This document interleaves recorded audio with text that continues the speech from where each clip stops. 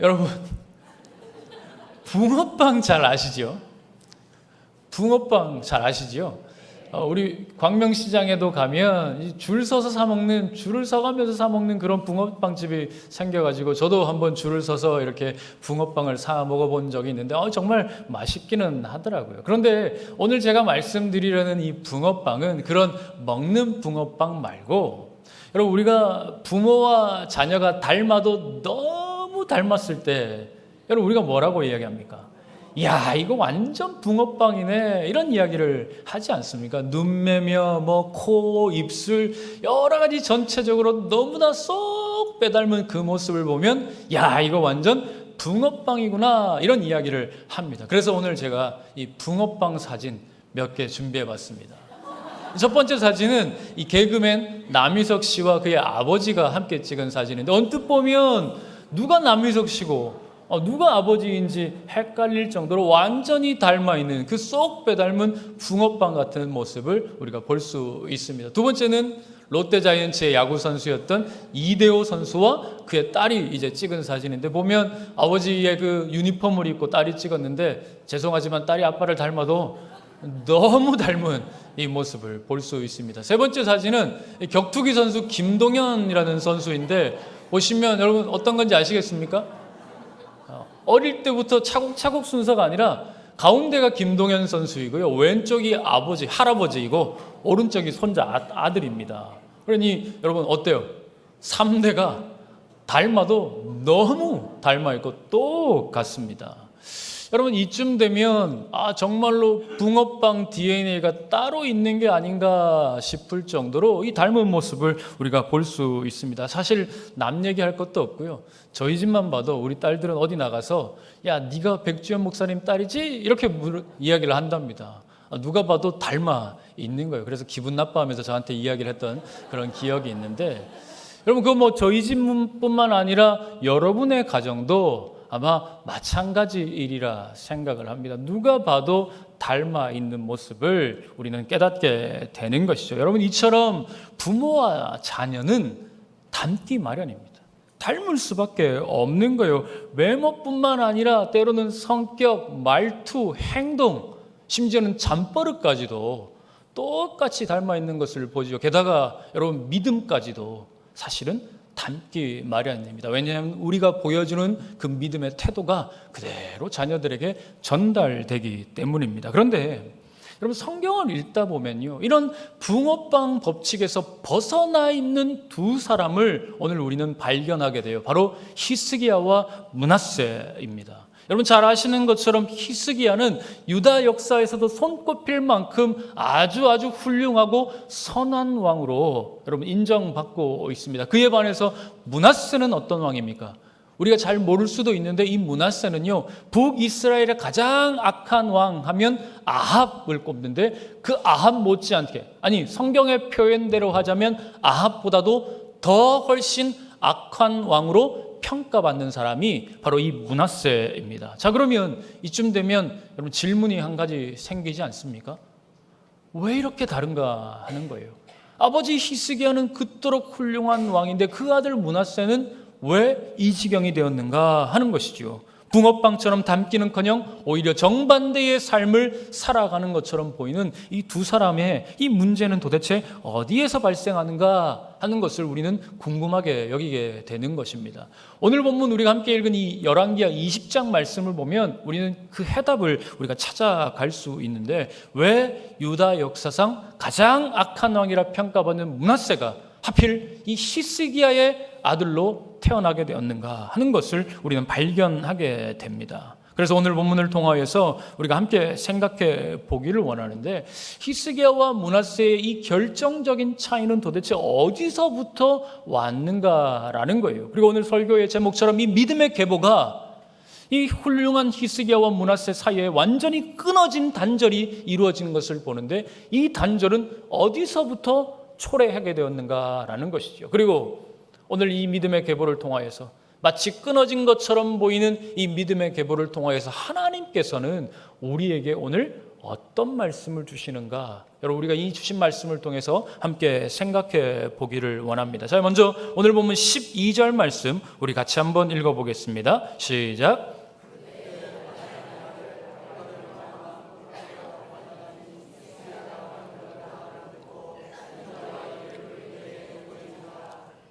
자, 여러분 12절 앞부분을 보시면 그때에라는 말로 시작을 하고 있습니다. 이 표현은요, 시간의 흐름을 나타내는 시간적 부사구입니다. 그러니 단순한 그냥 이 표현만 보면 그 어느 한때를 지칭하는 특정한 시간이 아니라 그냥 우리도 모르는 흘러가는 한 시간을 나타내고 있는 말처럼 보이지만, 그러나 오늘 본문의 상황을 놓고 보면 이 때는 단순한 때가 아니에요.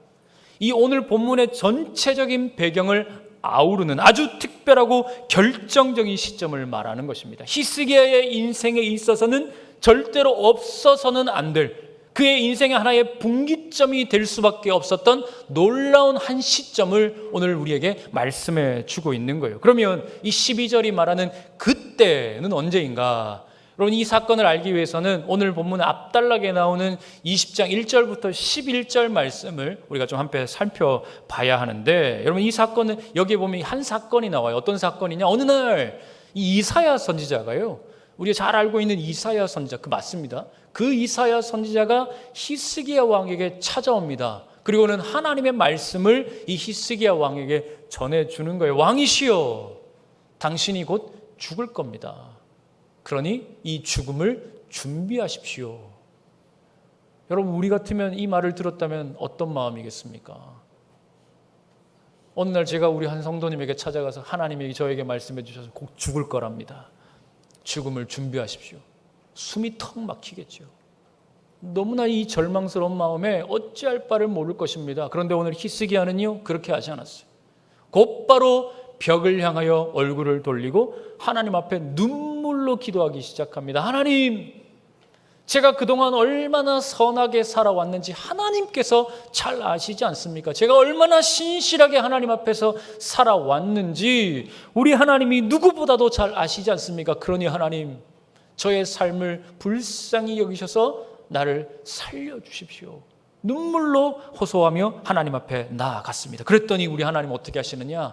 곧바로 그 기도에 응답을 하시는데요. 이사야 선지자가 이제 그 예언의 말씀을 마치고 성읍을 빠져나가고 있는데 빠져나가기도 전에 이사야에게 하나님께서 다시 말씀을 주셔서 히스기야에게 돌아가게 하십니다. 그리고는 히스기야에게 다시 이렇게 선포하게 하세요. 내가 너의 기도를 들었고 너의 눈물을 보았다. 그래서 내가 너에게 생명을 15년 연장해 주겠다. 할렐루야. 여러분, 이거 완전 할렐루야 아닙니까? 죽을 수밖에 없는 자, 이미 죽기로 예정되어 있던 자에게 하나님께서 생명을 연장해 주신 거예요. 그러니 여러분, 이 히스기야에게는요, 놀라운 하나님의 은혜, 말로 다 할 수 없는 그 하나님의 은혜가 지금 그에게 부어졌습니다. 게다가 하나님께서 어떻게 하시느냐? 앞으로 나아갔던 해의 그림자를 10도나 뒤로 물려주세요. 여러분, 한 개인에게 그 우주적인 사건을 경험하게 하신 겁니다. 나를 위하여서 하나님께서 앞으로 나간 해를 뒤로 물리시는 어마어마한 역사적 사건이 지금 이 히스기야에게 일어나게 되었다라는 거예요. 하나님 왜 그렇게까지 하셨을까요? 이 히스기야가 하나님의 살아계심을 잊지 않도록 하기 위해서, 내가 너를 위하여 살아있다, 내가 너의 생명을 살려주었다라는 사실을 절대로 잊지 않도록 하기 위하여 하나님께서 지금 이 기적적인 사건을 그에게 친히 베풀어 주신 거예요. 그러니 여러분, 오늘 본문 12절에 나오는 그때에 나오는 이 말은 단순한 때가 아닌 거예요. 있을 수 없는, 인생에서 두 번 다시 없을 것만 같은 놀라운 기적과 은혜의 사건이 일어났던 그때에, 바로 그때에 오늘 연속한 일이 일어나게 됩니다. 어떤 일이냐? 멀리 바벨론이라고 하는 나라에서부터 부로닥 발라단이라고 하는 그 왕이 자신의 사자들을 보내게 됩니다. 명목상으로는 히스기야가 병들었다라는 소식을 듣고서 그 병문안 차 이제 사절단을 보내게 되는데, 실상은 달랐어요. 외교가 항상 그렇지 않습니까? 명분은 병문안이었어요. 그런데 실상은 어떤 거냐? 지금 강대국 아수르를 상대하기 위하여서 신흥강대국으로 부상하고 있는 이 바벨론이 어떻게 하면 저 바벨론을 좀 무찔러 볼 수 있을까 고심하던 차에 연합 조직을 구성하려고 했었는데 그 연합 조직 중에 하나로 이 유다를, 남유다를 찍은 겁니다. 그래서 이 나라가 과연 이 연합군에 들어올 만한 자격이 있는가 살펴보기 위해서 정치적인 목적을 가지고 정탐차 이 사절단을 보낸 거예요. 그런데 문제는 히스기야가 이 일이 기분 나쁘지 않았던 겁니다. 적당히 기분이 적당히 아니라 굉장히 히스기야가 이 일로 인하여서 기분이 좋았던 것 같아요. 이것은 앞의 사건과도 연관성 있게 우리가 생각해 볼 수 있는데 지금 병도 다 나았잖아요. 생명도 무려 15년이나 하나님 앞에서 연장받았다라는 약속도 받았어요. 그러니 모든 것이 충만한 그때에 국제적으로 인정까지 받은 겁니다. 내부적으로만 내가 괜찮은 것이 아니라 외부적으로도 칭송을 받고 있고 인정을 받는 상황까지 이르게 된 거예요. 그러니 이 히스기야가요, 마음이 너무 좋은 거예요. 병도 나았지요. 외국이 나를 인정도 해주지요. 왕으로서 막 어깨가 뿜뿜 올라가는 겁니다. 그러니 이때의 히스기야가 어떤 일을 벌였느냐? 여러분 우리 13절 말씀 함께 읽어볼까요? 히스기야가 사자들의 말을 듣고 자기 보물고의 금은과 향품과 보배로운 기름과 그의 군기고와 창고의 모든 것을 다 사자들에게 보였는데 왕궁과 그의 나라 안에 있는 모든 것 중에서 히스기야가 그에게 본이지 아니한 것이 없더라. 자, 여러분 말씀드린 대로 히스기야가 기분이 좋아도 너무 좋았던지 이 바벨론의 사자들에게 있는 거 없는 거 다 보여줍니다. 보물이며 창고며 무기며 심지어 군사시설까지 나라 안에 있는 것들 다 자랑한 거예요. 야, 이것 봐라, 엄청나지, 대단하지, 막 이런 자랑을 한 거예요. 자, 그런데 여러분 여기서 한 가지 질문을 드려보겠습니다. 여기에서 지금 히스기야가 뭔가 문제가 좀 있어 보이십니까? 그의 잘못이 좀 확인이 되세요? 13절까지만 읽어본다면 어떠세요? 여기에 뭔가 히스기야가 잘못을 해도 너무 잘못했다라는 지점이 보이세요? 있으면 나중에 저한테 카톡으로 하나 알려주십시오. 저는요, 여기까지만 읽어보면 히스기야의 잘못이 사실 보이지 않아요. 그냥 자랑을 좀 과하게 했다. 얘가 좀 교만하네. 우린 좀 그렇게 생각할 수는 있겠지만 사실 왕이 내 나라 자랑 좀 하겠다는데 외국의 사절단이 와서 우리나라 잘 사는 나라라고 좀 자랑을 좀 했기로써니 여러분 도대체 그게 뭐 그렇게 잘못이겠습니까? 동의하십니까? 동의 안 해도 어쩔 수 없어요. 저는 설교를 그렇게 준비했기 때문에 뭐 그게 무슨 대단한 잘못이겠어요. 그런데 이어지는 14절부터 18절까지의 말씀을 보면요, 뭔가 잘못되어도 히스기야의 행동에 문제가 있어도 한참 문제가 있구나, 잘못되어도 한참 잘못되었구나 하는 것을 우리가 좀 직감할 수 있습니다. 여러분 14절 15절을 보면 이사야가 와서 히스기야에게 급히 와서 이렇게 묻습니다. 누가 왔습니까? 어디서 왔습니까? 무엇을 보았습니까? 거침없이 질문을 쏟아내요. 굉장히 다급한 상황인 것이지요. 그러자 히스기야도 그 하나의 질문에 하나하나 다 대답을 해줍니다. 여러분 여기서 온도차가 느껴지는 거예요. 히스기야는요, 아무 문제가 없어 보여요. 이사야는 뭔가 심각한 문제를 느끼고 있는데 히스기야는 아무런 문제를 느끼지 않고 있어요. 그러자 이사야 선지자가 이 히스기야를 향하여서 무시무시한 심판의 메시지를 쏟아냅니다. 여러분 우리 17절 18절 말씀 같이 읽겠습니다. 여호와의 말씀이 날이 이르리니 왕궁의 모든 것과 왕의 조상들이 오늘까지 쌓아두었던 것이 바벨론으로 옮긴 바 되고 하나도 남지 아니할 것이요 또 왕의 몸에서 날 아들 중에서 사로잡혀 바벨론 왕궁의 환관이 되리라 하셨나이다 하니. 여러분 이 말씀에 이해되는데 어려움이 있으십니까? 없지요. 사실은 간단한 말입니다. 너 나라 망할 거야. 그것도 지금 찾아온 이 바벨론 때문에 너네 나라는, 유다는 망할 것입니다. 지금 이사야가 어마어마한 심판의 메시지를 히스기야에게 쏟아 넣은 거예요. 그런데 여러분 다시 한번 생각해 보시죠. 히스기야가 뭘 잘못했습니까? 말씀드린 대로 자랑을 좀 심하게 하기는 했지만 그게 나라가 망할 정도의 죄입니까? 그럼 우리 다 망해야죠. 우리도 자랑한 적 있잖아요. 그 정도의 잘못은 아닌 것처럼 오늘 느껴지는 거예요. 아니 하나님, 이건 좀 심한 거 아닙니까? 히스기야가 뭘 자랑을 좀 했기로써니 그것 가지고 나라가 망한다니요. 그건 너무 과한 것 아닙니까? 우리 이렇게 반문할 수 있는데, 그런데 지금 하나님께서는 이 히스기야에게 과민하게 반응하고 계신 것이 아니었어요. 왜냐하면 지금 이 히스기야의 모든 행동의 그 이면에는 하나님을 향한 깊은 불신과 영적 교만이 그 안에 숨어 있었기 때문입니다. 여러분, 히스기야는 하나님의 은혜를 체험한 사람입니다. 여러분 맞습니까? 그것도 보통 은혜가 아니라요, 대단한 은혜, 엄청난 은혜를 체험한 사람이에요. 그리고 놀라운 기적을 그는 거의 수가지를 체험을 했었지요. 오늘 우리가 사건을 보았지만 지난 2주 동안에도 히스기야가 어떤 기적을 체험하며 여기까지 왔는지 우리는 하나씩 다 살펴본 겁니다. 그렇다면 히스기야는 이런 모습을 보이면 안 되는 거예요. 무슨 말이냐?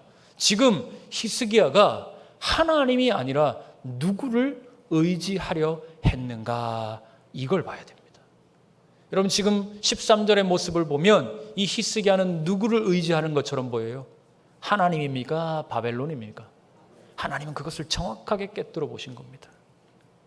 은혜로 살았지만, 지금까지 은혜로 여기까지 왔지만 이 히스기야는 그 은혜를 잊어버렸습니다. 그리고는 오히려 세상의 힘, 눈에 보이는 강대국과의 그 연합 속에서, 그 동맹 속에서 내가 살아가야 할, 앞으로 남아있는 하나님이 생명을 그래서 연장시켜 주셨는데 이 15년 동안 무엇으로 내가 살아가야 할지를 바꾸어 버린 겁니다. 은혜로 살아놓고 은혜로 남아있는 시간을 살려고 하는 것이 아니라 세상의 힘과 세상의 권력과 세상의 막강한 그 권세를 힘입어서 이 시간들을 살아가려고 했던 거예요. 그러니 여러분, 13절은 지금 그냥 단순히 자랑한 게 아닙니다. 바벨론에게 자기를 보여준 거예요. 우리 이만한 나라야. 우리 유다, 너희들하고 손잡을 자격이 있는 나라야. 그러니 우리 제발 그 연합국에 끼워줘. 지금 이걸 이야기하고 있는 거예요. 그러니 여러분, 지금 히스기야의 마음속에는요, 하나님이 없습니다. 하나님이 아니라 세상에서 잘나고 싶은, 세상에서 잘 살고 싶은 그 욕망이 지금 가득한 거예요. 그것이 히스기야의 죄의 본질이었습니다.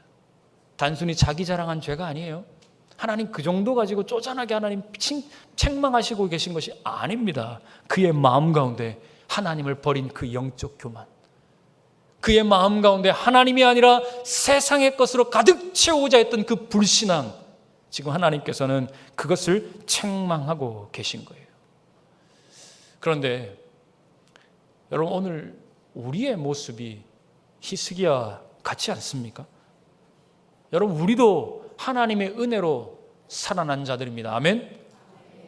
여러분, 우리도 하나님의 은혜로 살아난 자들이에요. 여러분, 에베소서 2장 5절 말씀 우리 같이 한번 읽어볼까요? 시작.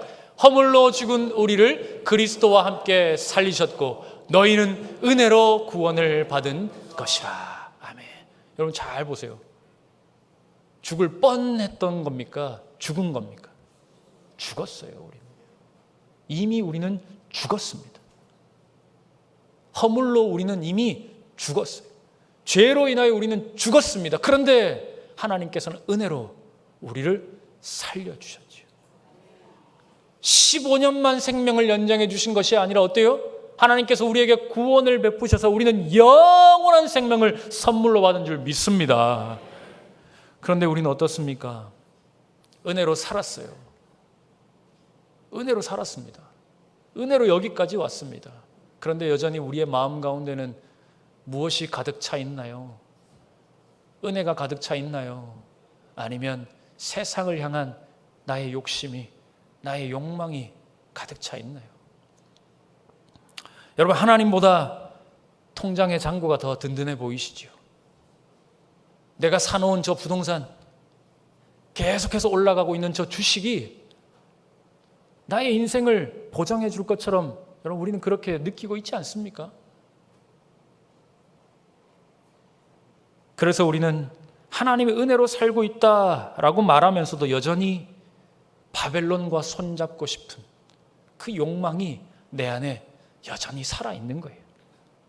사랑하는 성도 여러분, 하나님의 은혜로 살았다라고 말하는 자들은요, 은혜로 말 그대로 살아야 합니다. 은혜로 살아난 자들은 은혜로 계속해서 살아가야 되는 거예요. 그것은 내 말이 아니라, 내 힘이 아니라, 세상이 아니라 하나님을 향한 그 믿음으로 살아야 함을 뜻하는 것입니다.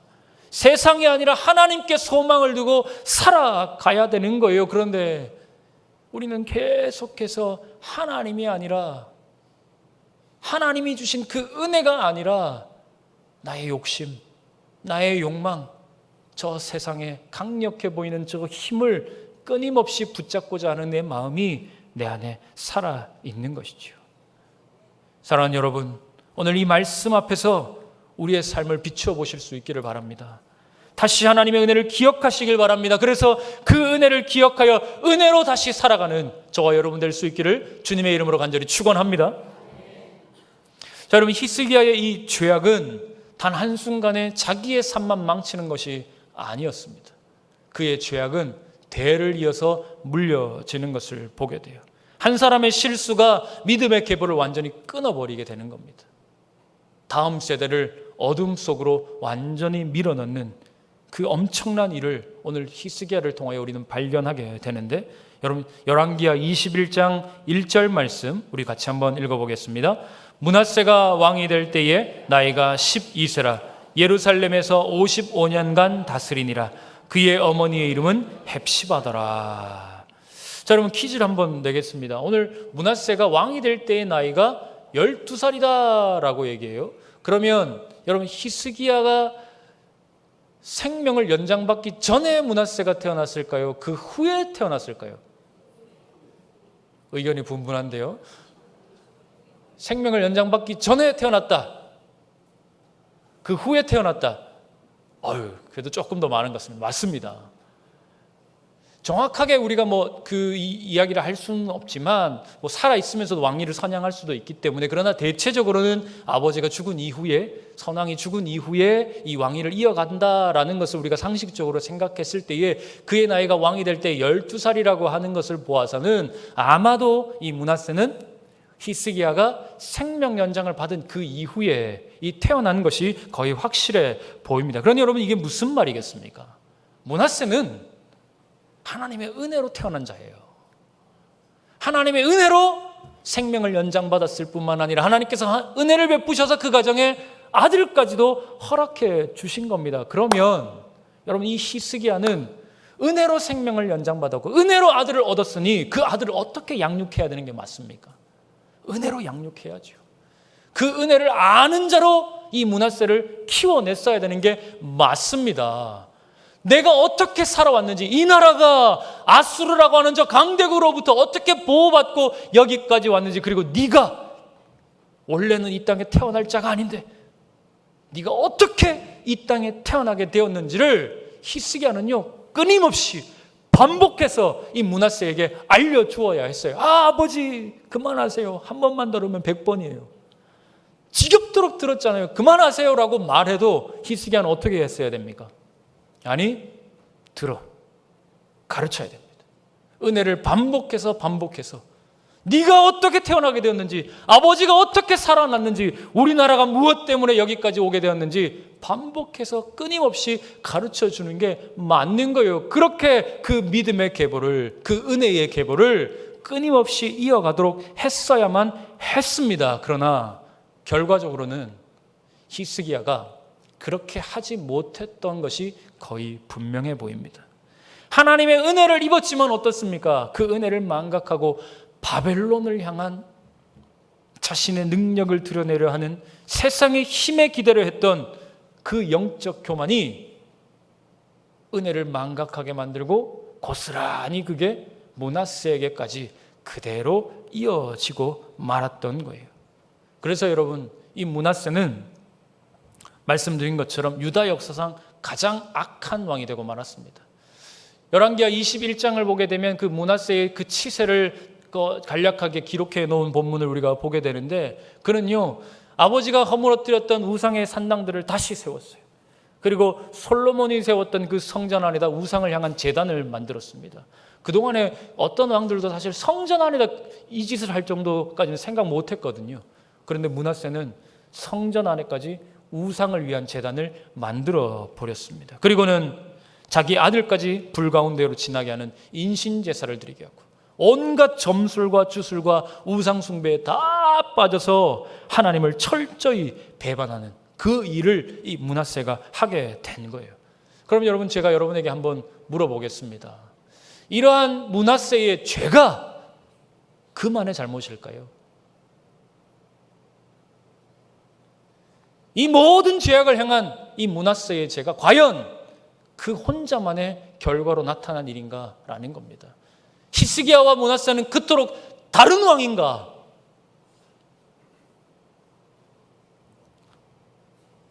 그렇지 않습니다. 히스기야는 은혜를 받고도 놓지 못했던 그 마음을 가지고 있었어요. 세상을 향한 그 마음, 세상을 의지하고자 했던 그 욕심, 그 욕망이 그대로 살아있다 보니 결국 므낫세에게 그 욕망이, 그 욕심이 그대로 이어지게 된 것이죠. 여러분, 믿음의 계보는요, 입으로 가르친다고 되는 것이 아닙니다. 삶으로 살아낼 때에만 그 삶을 통하여서 우리의 믿음의 계보가 이어지게 되는 겁니다. 제가 예전에 읽었던 책 중에 삶으로 가르치는 것만 남는다라는 책이 있었는데 설교를 준비할 때 그 책 제목이 생각나더라고요. 제가 그 책을 읽으면서 얼마나 공감했는지 모릅니다. 여러분, 입술로 100번 떠들어봐야 아무 소용이 없어요. 우리의 삶으로 가르치는 것들만 남을 수밖에 없는 겁니다. 여러분, 우리가 주일에 이렇게 모여서 아름답게 예배하고 흩어져서 살아가면 그 모습이 우리 자녀들에게 영향을 끼칠까요? 아니면 일주일 동안 내가 세상 가운데서 살아가는 그 모습이 그 아이들에게 더 큰 영향을 끼칠까요? 결국 세상을 따라 살아가는 내 삶의 기준이 그 아이들의 신앙을 만드는 겁니다. 한 주일 잠시 모여서 우리가 예배하는 이것이 그 아이들의 신앙을 만드는 것이 아니라 내가 세상을 어떻게 살아가는지 우리 아이들은요, 누구보다 잘 보고 있어요. 우리의 자녀들은 누구보다도 명확하게 내 부모가 어떻게 살아가고 있는지, 무엇을 말하고 무슨 생각을 하고 마음속에 무엇을 품고 살아가는지 우리의 자녀들은 다 알고 있습니다. 여러분, 히스기야의 영적 교만은요, 단순히 그만의 죄악으로 끝나지 않았습니다. 므낫세까지 이어졌어요. 그리고 그 믿음의 계보는 그렇게 완전히 끝나고 말았습니다. 열왕기하의 말씀이 바로 그것을 우리에게 보여주고 있는 거예요. 그러므로 여러분, 오늘 우리가 기억해야 될 것이 있지요. 믿음의 계보가 끊어지는 것은 다음 세대의 죄가 아닙니다. 우리의 책임입니다. 교회가 망해간다면 그건 다음 세대가 없기 때문이 아닙니다. 우리의 책임입니다. 우리가 은혜로 살았으면서도 은혜로 살지 못한 거예요. 하나님께 은혜를 받았으면서도 여전히 우리는 세상을 따라 살아가고 있는 우리의 모습이 결국 믿음의 계보를 우리 손으로 끊어내는 안타까운 일을 지금 우리가 자행하고 있는 것이죠. 그러므로 여러분, 오늘 우리가 이 말씀 앞에서 우리의 이 처참한 현실을 냉정하게 좀 돌아볼 수 있기를 바라요. 그리고 그 말씀 앞에 우리를 다시 세울 수 있기를 바랍니다. 그것이 아플 수 있죠. 고통스러울 수 있습니다. 그러나 해야 합니다. 왜요? 다시 회복하기 위해서. 우리의 손으로 이 믿음의 계보를 끊어내지 아니하고 다시 이어가기 위해서 우리는 그 일을 할 수밖에 없는 것입니다. 오늘 이 말씀 앞에서 우리의 삶을 비추어보고 우리의 마음을 비추어보고 내가 과연 하나님으로부터 얼마나 멀어져 있는지를, 내가 과연 얼마나 하나님의 은혜를 잊고 살아가는지를 다시 한번 생각하고 하나님께로 돌아가는 저와 여러분 될 수 있기를 주님의 이름으로 간절히 축원합니다. 자, 그런데 여기까지만 보면 사실 너무 절망적이죠. 우리에게는 도저히 소망이 없어 보입니다. 믿음의 세보는 이제 더 이상 이어질 수 없을 것처럼 보입니다. 그런데 말입니다, 사람의 눈에는 끝난 것처럼 보여도 하나님의 계획은 단 한순간도 멈춘 법이 없습니다. 우리는 포기할지 몰라도 하나님께서는 결코 포기하지 않으시기 때문에 그래요. 여러분, 므낫세가 죽고요, 그 다음 아몬이라는 아들이 왕이 되었습니다. 아몬도 그런데 별반 다르지 않았어요. 므낫세 그 아버지의 뒤를 이어서 그대로 이 죄악을 행했던 모습을 보게 됩니다. 그래서일까요? 이 아몬은 신하들에게 암살을 당합니다. 그리고는 그의 아들 8살짜리 요시야라는 왕위에 등극하게 됩니다. 여러분, 그 당시의 자리를 한번 보세요. 그 시간을 한번 보세요. 여러분, 고작 8살입니다. 지금 우리로 치면 초등학교 1학년밖에 안 되는 거예요. 그 사람이 나라를 다스리는 겁니다. 여러분, 사람의 눈으로 보면 희망이 있습니까? 희망이 없지요. 8살짜리가 무슨 나라를 다스리겠습니까? 그래서 사람들은 어쩌면 우리는 끝났다, 우리나라는 이제 더 이상 소망이 없다, 이렇게 믿음의 계보는 끝나는구나 생각을 했을 수도 있어요. 그런데 놀라운 것은요, 우리 하나님께서는 고작 8살밖에 되지 않은 그 요시야를 통하여 역사의 반전을 이루어내셨습니다. 할렐루야. 여러분, 요시야는 누구보다도 철저하게 하나님 앞에서 바른 삶을 살아갔습니다. 그래서 므낫세와 아몬, 아버지가 모든 세워놨던 그 우상들을 다시 무너뜨려 버렸어요. 그리고 히스기야처럼 모든 율법의 말씀들을 다시 회복하여 나라를 다시 하나님 앞으로 바르게 세우는 그 일들을 했습니다. 그런데 여러분, 이 일이 어떻게 가능합니까? 왜 그렇게 생각하느냐? 아버지로부터, 할아버지로부터 배운 적이 없어요. 하나님을 어떻게 섬겨야 하는지 요시야는 단 한 번도 배운 적이 없습니다. 그런데 그 누구도 해내지 못했던 그 놀라운 개혁을 이 요시야는 마침내 해낸 거예요. 그러므로 여러분, 이 일은 누가 했다는 겁니까? 사람이 아닙니다. 이것은 하나님께서 직접 그 불가능한 상황 가운데서도 모든 것을 가능하게 해낸 것이죠. 그렇게 하나님께서는 끊어진 줄로만 알았던 이 믿음의 계보를 요시야라는 위대한 왕을 통하여 이 믿음의 계보를 다시 이어가게 하셨습니다. 여러분, 사람의 실패를 하나님은 성공으로 바꾸신 거예요. 사람의 절망을 하나님은 소망으로 다시 살려내신 것입니다. 그런데 여러분, 이 믿음의 계보에서요, 더 놀라운 사실이 있어요. 마태복음 1장을 보면 예수 그리스도의 족보가 나오는데 거기에 보면 히스기야, 므낫세, 아몬, 요시야 네 사람이 나란히 기록되어 있습니다. 여러분, 히스기야는 은혜를 알면서도 은혜를 잃어버렸던 자입니다. 하나님을 대적했던 므낫세였어요. 별반 다르지 않은 아모스였습니다. 그리고 그 무너진 계보를 다시 일으켜 세운 요시야까지 누구의 계보 안에 하나로 담겨 있는 겁니까? 예수 그리스도. 하나님께서 마침내 완성하신 그 믿음의 계보 안에 이 모든 실패와 낙심과 절망까지도 하나님은 다 담아내셔서 마침내 끊어졌던 것만 같은 그 믿음의 계보를 완성해 내시더라라는 사실입니다. 여러분, 이것이 하나님의 은혜입니다. 우리가 보기에는 실패의 연속처럼 보일 수 있지요. 그러나 이 죄의 계보처럼 보이는 이 모든 일들을 하나님께서는 그 연약함에도 불구하고 그 믿음의 계보를 다시 쌓아가고 계신 거예요. 왜요? 하나님은 포기하지 않으시기 때문에. 하나님은 멈추시는 법이 없기 때문에. 그러니 여러분, 오늘 우리의 가정을 보면 믿음의 계보가 이제 내 대에서 끊어질 것처럼 보여요. 우리 교회를 보면 더 이상 다음 세대가 어찌할 수 없는 절망 가운데 놓인 것처럼 보일 수도 있어요. 그러나 하나님께서 살아계시기에, 오늘 하나님께서 우리 개봉중앙교회와 함께 하시기에 우리 믿음의 계보는 계속해서 이어져갈 줄로 믿습니다. 그 상황 가운데에서 우리가 해야 될 일이 분명히 있어요. 오늘 다시 한번 우리의 믿음을 하나님께로 돌이키는 것입니다. 지금 이 무너진 자리에서 다시 하나님께로 돌아가 이 믿음의 계보를 세워가는 것입니다. 그런데 여러분, 그 일이 결코 쉽지 않을 겁니다. 때로 눈물을 엄청나게 흘려야 될지 몰라요. 눈물을 쏟아내고 더 이상 쏟아낼 것이 없다 싶을 때까지 우리의 눈물을 계속해서 쏟아내는 이 일을 멈추면 안 될 수도 있습니다. 그만큼 어렵고 힘든 일이다라는 거예요. 그러나 우리 하나님께서는 여러분의 눈물을 그냥 두지 않으실 줄 믿습니다. 반드시 그 눈물을 받으셔서 오늘 놀라운 생명의 열매로 우리 가운데 허락해 주실 것입니다. 사랑하는 성도 여러분, 여러분의 가정을 위하여서 오늘 눈물을 흘리십시오. 오늘 우리 개봉중앙교회 다음 세대를 위하여서 여러분의 눈물을 흘리십시오. 우리 하나님께서 그 눈물을 기적의 역사로 바꾸어 주실 것입니다. 오늘도 이 믿음의 계보를 위하여서 끊임없이 기도하고 멈추지 않는 저와 여러분이 될 수 있기를 주님의 이름으로 간절히 축원합니다. 우리 함께 이 믿음을 가지고 함께 찬양할 텐데요, 이 가사를 생각하시면서 잘 모르실 수도 있습니다. 그러나 가사 하나를 묵상하시면서 기도하는 마음으로 우리 함께 찬양하며 나아가겠습니다.